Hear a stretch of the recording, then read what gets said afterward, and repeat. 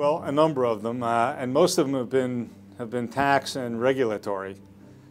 Two that come to mind very immediately: the Tax Reform Act of 1986 led to the elimination of information tax credit leasing, which was a very aggressively pursued form of leasing. Many large assets were financed: trains, planes, fleets of automobiles, heavy equipment, et cetera, and that was when the tax benefit passed to the lessor. In exchange for that, the lessor offered the lessee a very inexpensive rate.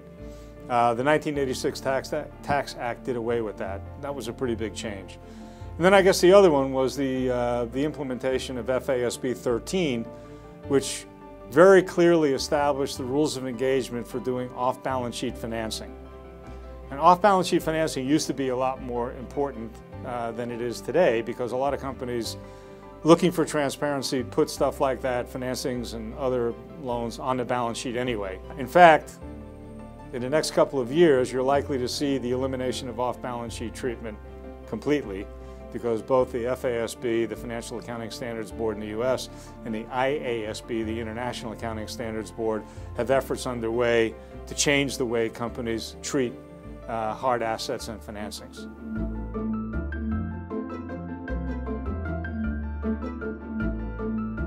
Well, I think it's very important that businesses articulate what they're trying to solve for. So of course everybody's going to say, give us the cheapest rate and that's going to be fine. That usually is not what they're trying to do, because typically you can get cheap money anywhere. Everybody's money costs, give or take a few basis points, pretty much the same.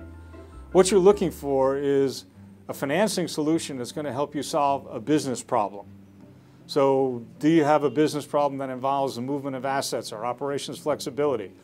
And is the financing response going to give you the kind of operations flexibility and the ability to move assets around sufficiently so as not to inhibit your business, but rather to produce a better outcome all in?